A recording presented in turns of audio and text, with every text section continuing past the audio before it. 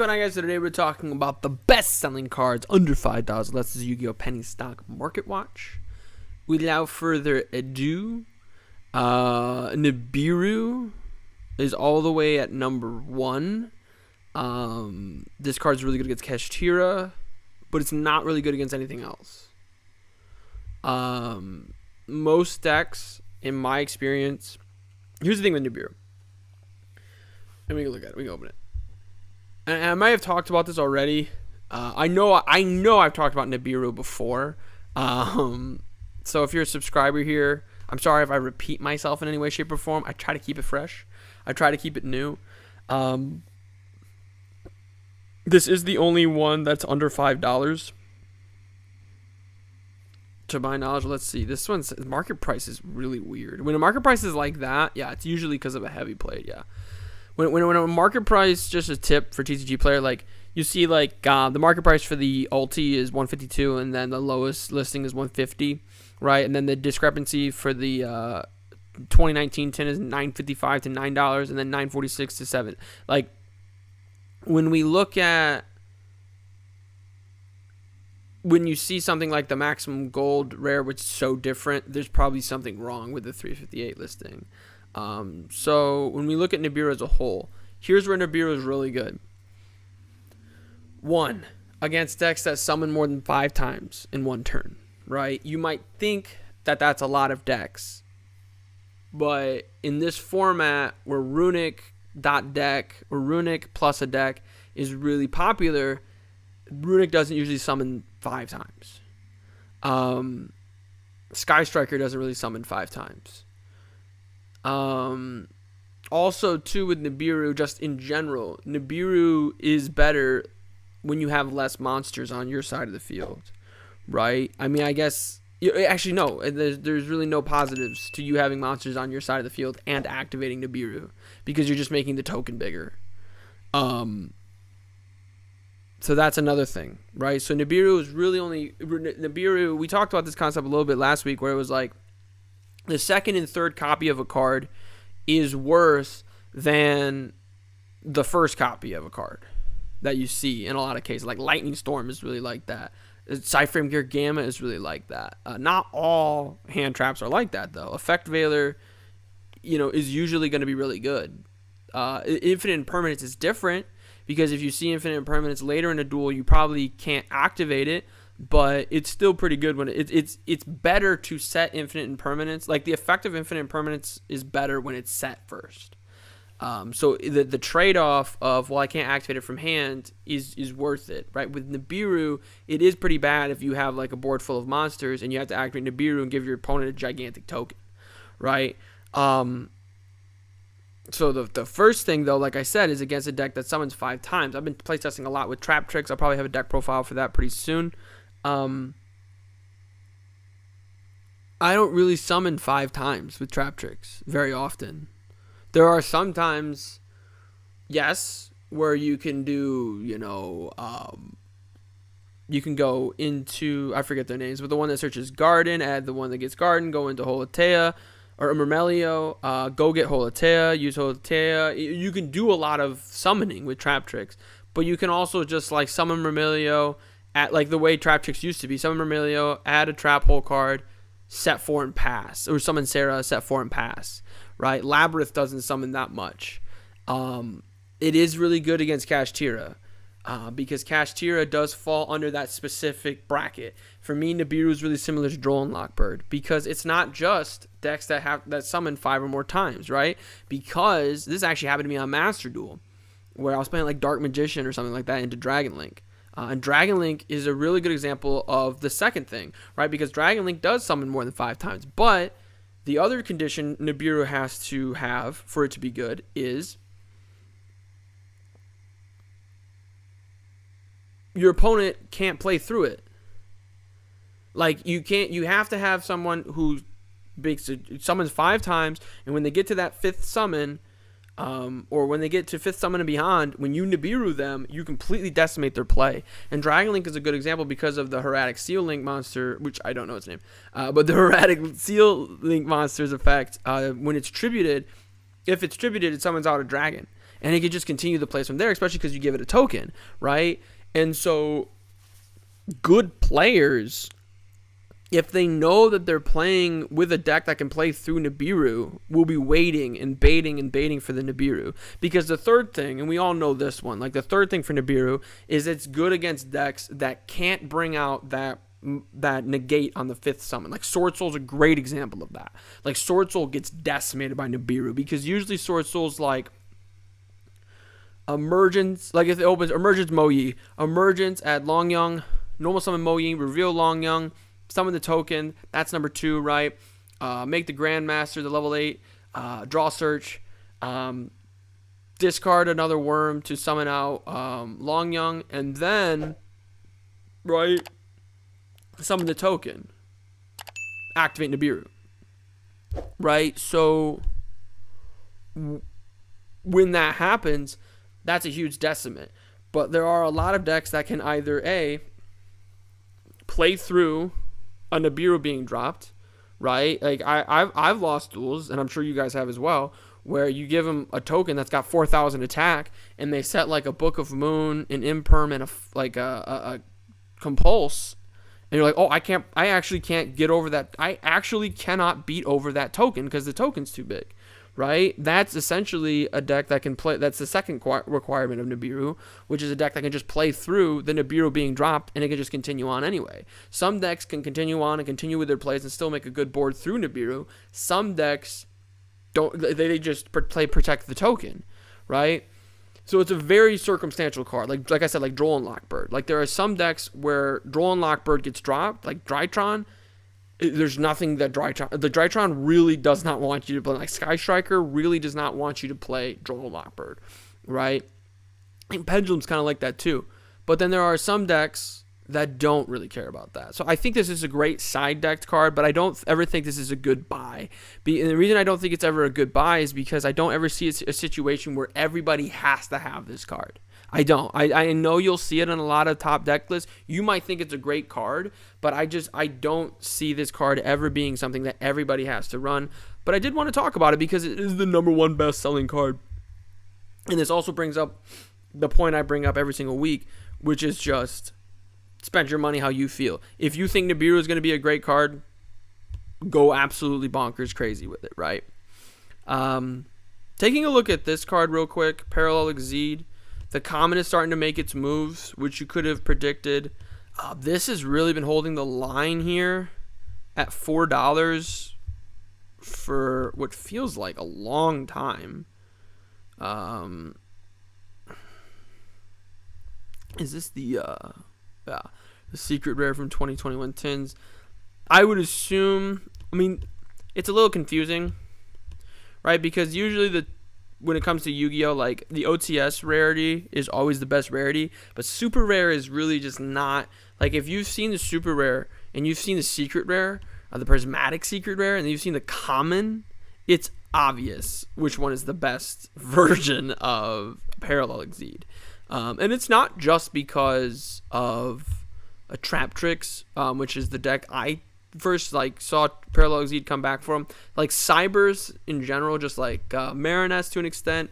Salamangreat, I actually really like Salamangreat this format because just access code talker is crazy right now. And I think that it's a little tricky in certain decks, right? Like we take a look at a deck like Salamangreat, and that's why I said I think Salamangreat's really good right now. Like obviously the banishing the cards face down from their deck isn't very good. You could lose your Gazelle, you could lose a couple of different things, but if you are able to get access to your Gazelle before it gets banished, you could see yourself in a position with Salamangreat where, because Kashtira can't get rid of the extra deck monster zone, right? And so with Salamangreat, a lot of times it's 1 or 2 monsters in the main monster zone and then a monster in the extra deck zone. And you don't really use your spell and trap zones that much.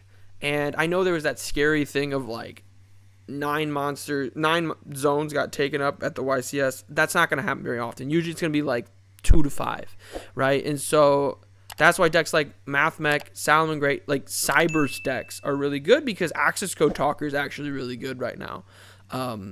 Because Kashtira, it's a board break, especially if you are able to get access to the Book of Eclipse, right? Like in a deck like Adagnister or Mathmech, or even like Tri Brigade, I guess, but that's not, no, that's for Access Code Talker, not really this card, but like just a deck that can really, really abuse Access Code Talker. And you can just board wipe that way. And that's why I do think Parallel Exceed is going up in price. I think it's a great buy. At least have a play set because it's a cool card just to mess around with. But as far as which one is the best buy, because they're all penny stocks, I do think it is still the Prismatic Secret Rare, and I've been on this one for a while now. And I got a bunch of them for like $380, and I just sold them for like $4, which isn't that great of obviously the gains. But it's still not that bad though, right? And the thing is, as time goes on and we get further and further away from OTS 14, from Eternity Code, and from the Megatons from 2021, I do think that these will start to separate, and I think this one will take the lead. But I think all of them are great. I think all versions of Parallel Exceed are great buys right now, because I don't see this card ever going. I think the only thing that could hurt this card is if it got banned. Like, I don't ever see this card not being useful, right?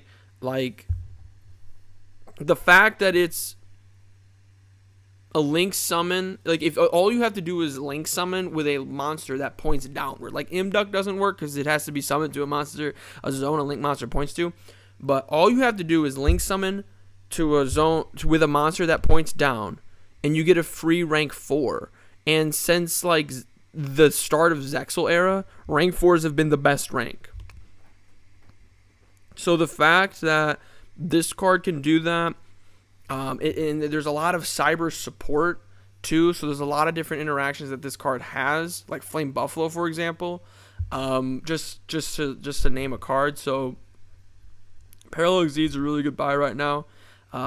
We can take a look at the structure deck, because 2 of the top 6 cards are from this structure deck. Fantastic value on the structure deck, not just because it has Harpies, Ash, Raigeki, evenly matched, and the Kaijus, as well as Artifact Sanctum and Mech Knights, which all of those cards that I just said at some point were relatively pricey. Like they'll hold their own, and Sanctum always finds a way. The Mech Knights always find a way to like randomly make a top cut deck list, right? It's not just because of the chase cards though, like that. It's also because of the archetype itself. Like Trap Tricks is a really good archetype. And a big thing too, I'm not even talking about like, is it good in terms of like, oh, it could get you a top, it can get you your invite. And it can, by the way. Like it definitely can. Like it is a really, really solid archetype. But the main thing I like about getting 3 copies of this structure deck, and by the way, I don't know how this is in your neighborhood. This is just for me, and maybe it's not something you had thought of.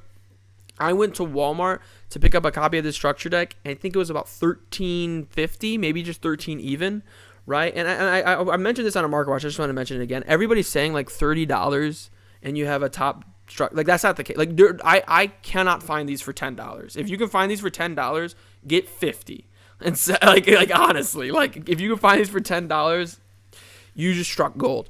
But I will say, at the Walmart, this was like $13, $13.50. At the Target, located across the street from the Walmart, it was $11. So just always be on the lookout for little things like that, right? Because, you multiply 2 times 3, that's $6. That's doesn't seem like a whole lot, but, that could end up being a good amount. Just in any amount you can save, especially when we're dealing with this, like penny stocks, any amount you can save or earn is good. A penny saved is a penny earned, right? Just something to keep in mind. But when you get 3 copies of this, now you have 3 copies of Gravedigger's Trap Hole, which is really good. This new Trap Hole, the Terrifying Trap Hole Nightmare, is actually really, really good. Bottomless, Floodgate, Trap Tricks Trap Hole, all have been very, very good. Treacherous Trap Hole, Trap Trick is in here. Like, there's a lot of really, really good cards, and the archetype itself is really good. I cannot possibly... This is probably... I will have to go back, and I have thought about this too. Like, I'll have to go back to look at the last structure deck that was as good as this one. This is one of the best structure decks that we've had in quite some time. So Just something to keep in mind. There's another couple of cards, from those structure decks. So there's something to do there. Let's take a look at Lingaribo. Lingaribo is interesting because of its first effect, right? Obviously, level 4 or lower Cyber monster is pretty good, right? So if your opponent is doing anything with Ibli, you have this weird Ibli interaction, like all of a sudden you can get rid of it, right, with Lingaribo. But another big thing too with Lingaribo has nothing to do with its second effect. If this card's in your graveyard, you contribute an add ignition monster that's special summon for the extra deck, special summon this card. That's not relevant. I don't even know if Agnister uses that. Guys, let me know, the Agnister players in the comments. Let me know if you guys use that. But it's that first effect. When your opponent activates a card effect, you attribute this card and negate that card's effect, and if you do, banish it, right? Like, there's so many really good things with that effect because it does banish the card, because it does negate it. And I think just all listings are up. This isn't a penny stock, but all listings are up because two of the best decks right now are Traptrix and Labyrinth, which is super reliant on trap cards.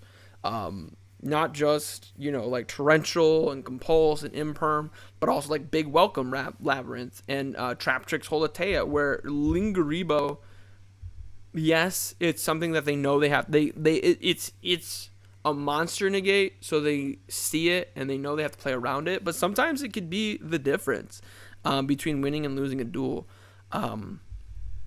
As far as whether or not this is a good buy, this is super scary looking. I mean, it was 33 cents, and it's now nearing $1. But when we actually sit back and take a look, we're seeing sort of like the after effects of a buyout. Like, this happens a lot on TCG Player, where a card will get bought out, and then like Hubbub Gaming will be like, I have 33 copies of that, and it's being sold for 75 cents. I got it for 30 cents. Let me sell it for 74 cents. So I would be wary. I would be on the lookout for this. If one day you see all of these are gone, maybe get it for 80s, because there are a lot of copies on this first page here. But on the second page, it is starting to hit $1. Right? So there is a definite possibility that it will always be under $1, but just be on the lookout for it. I don't know if it's something I would run out and get tomorrow, but I think that if you're worried in 2 weeks this will be $1, and you're like, man, I could have had it here instead of, I could have bought this for 75 cents. I could have gotten like this one, the 33 that we are just talking about, right? And it's not going to be a lot, right? So maybe it's not that big of a deal. But you could have bought this for $24.42, and then it hits $1, and it goes to $33, and you sell them all for $33, and that is a $9 profit. Like I said, it wasn't going to be a lot, right? And you could do that, or you could even do the buyout yourself because it is cheaper. And just for the ones under 80, you could get 103, 106, 116, 118, 128, 133, 143. You could get 143 of them for like less than 80 cents and sell them all for $1. And 143, we gotta do this. 143 times 0.8 is 114. And so then that number, and obviously you get rid of the negative. So you make about $30 if you cause the buyout yourself. This is something to keep in mind because it is like an actual penny stock being under $1, and I could very well see this card being over $1 because I don't see Labyrinth and Traptrix going anywhere. Like, I know Danko Seka's a card, I know Harpy's Feather Duster's a card, but they did get rid of Red Reboot, and the thing is, if Traptrix was as new as its structure deck, I would think of like, well, eventually they'll fade out of the meta. The thing is, though, Traptrix has been like a tier 2 tier 3 strategy ever since it got Xyz monsters. And for being honest, ever since it's existed. So it was the best deck in the room 10 years ago, a little bit under 10 years ago, when it was a part of Hat. You know, the hands, artifacts, and trap tricks. And then it started to fade away, and then I got Rafflesia, and then and then it started to get a little bit better, and then it started to fade away, and then I got Sarah, and then I think I got another Xyz monster, right? And then there was another trap, and then like Floodgate Trap Hole came out, and Treacherous Trap Hole's newer, Gravedigger's Trap Hole's new, and then all of a sudden this structure deck comes out, and it gets the new trap card that can actually summon itself out, and it gets a couple of new link monsters, a new Xyz, a new trap hole card, and a field spell. Like there's new monsters, and so trap tricks. Darkwood was kind of like this too. Like it didn't really need as much of a boost as it got.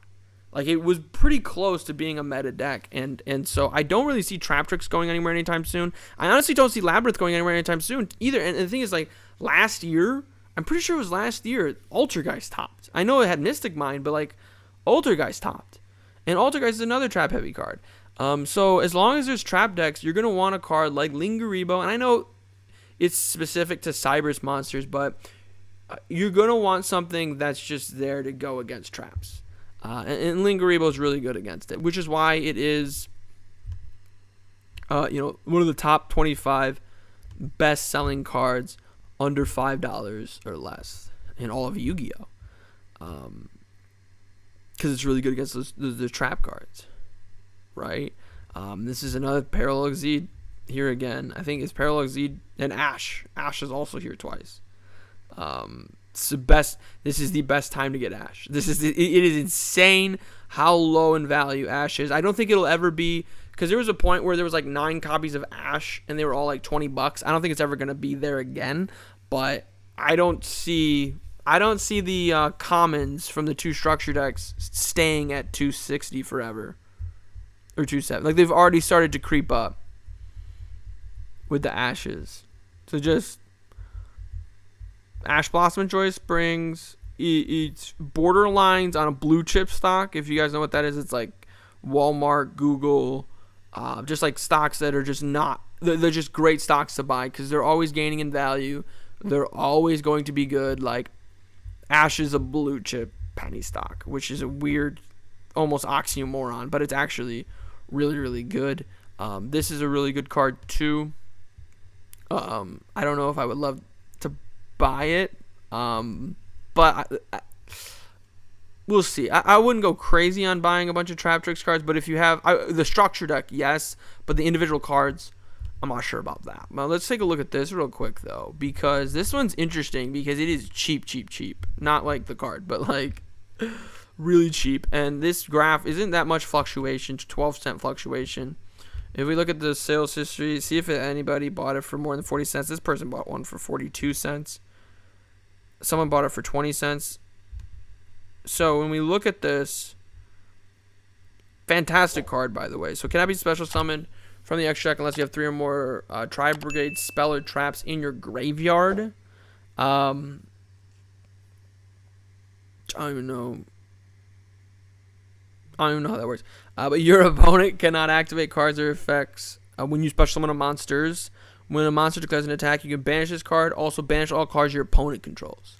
If this card is sent to the graveyard, you can add a beast warrior, winged beast from your extra deck to the graveyard. You can send, excuse me. So there's a lot of interesting interactions with this. With 3,500 attack, great link arrows. Like none of them point up, which is kind of insane. Relatively easy to make. You probably would only need one. This person is selling, Gamer's Choice is selling them for $896 at 33 cents. I'm having a tough time convincing myself it's a good buy because it is a common. It's probably a common one of. But if you want to play the real long game, I could see this being one of those cards that never gets a reprint. It's just interesting, like, hindsight's 2020. In 7 months, when they announce what's all going to be in the Megatins, if this randomly is not in the Megatins, which it could very well randomly not be in the Megatins, it's going to be like a 50 cent to $1 card. Because there are commons that are... One second, I got to see this. There are commons that are cheap. There are commons that are expensive is what I meant to say, not cheap. So we'll do commons. I wonder if I even needed to add the lesson or anything.